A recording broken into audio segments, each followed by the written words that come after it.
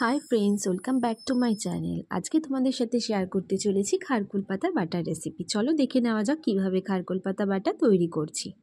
প্রথমে এরকম 2 আটি খারকুল পাতা নিয়ে নেবে এবং সঙ্গে নেবে পরিমাণ মতো রসুন এবং কাঁচা লঙ্কা। চলো ফড়িং দেখো কি সুন্দর রসুন আর কাঁচা লঙ্কাগুলোকে ছাড়িয়ে নিচ্ছে।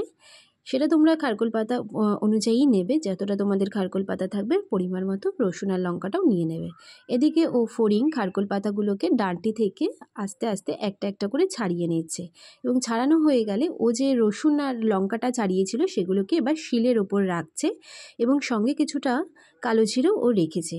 আর খারকুল পাতা যেটা ও ছাড়িয়ে রেখেছিল সেটাকে এবার জল দিয়ে কড়াইতে কিছুটা পরিমাণে সেদ্ধ করে নেব। সেদ্ধ হয়ে গেলে এবার খারকুল পাতাগুলোকে ও রসুন, কালো জিরে আর কাঁচা লঙ্কা যেগুলো শিলে রেখেছিল সেগুলোর সাহায্যে এবার বেটে নেবে। ছোটো তো তাই বাটতে পারছিল না, তাই আমি ওকে একটু হেল্প করেছিলাম। তবে মোটামুটি খারাপ বাটেনি, ভালোই বেটেছে। আর এদিকে বাটা হয়ে গেলে পরে ও কড়াইতে পরিমাণ মতো সর্ষের তেল দিয়ে দিতে হবে এবং সর্ষের তেল যখনই গরম হয়ে যাবে তখন পরিমাণ মতো কালো জিরেও দিয়ে দিতে হবে।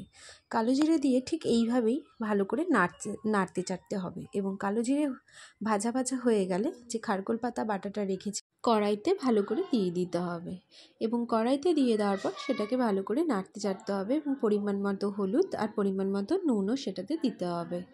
নুন আর হলুদ দিয়ে দেওয়ার পর সেটাকে আবার ভালো করে নাড়তে চাড়তে হবে, অনেকক্ষণ পর্যন্তই নাড়তে হবে যতক্ষণ না পর্যন্ত জলটা শুকোচ্ছে।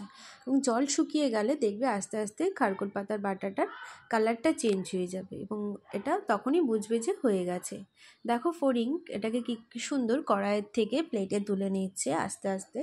খুব ভয় পাচ্ছিল এটাকে তুলতে, কারণ ও আগুনের সামনে বসেছিল। তো আমি বললাম যে না তুই তুল, কোনো অসুবিধা নেই, আমি দাঁড়িয়ে আছি পাশে তোর।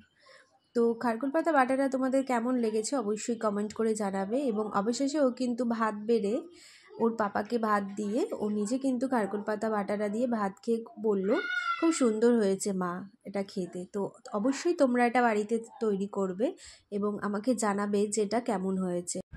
ও লাইক, কমেন্ট ও সাবস্ক্রাইব করতে একদমই ভুলবে না। Tata, bye bye.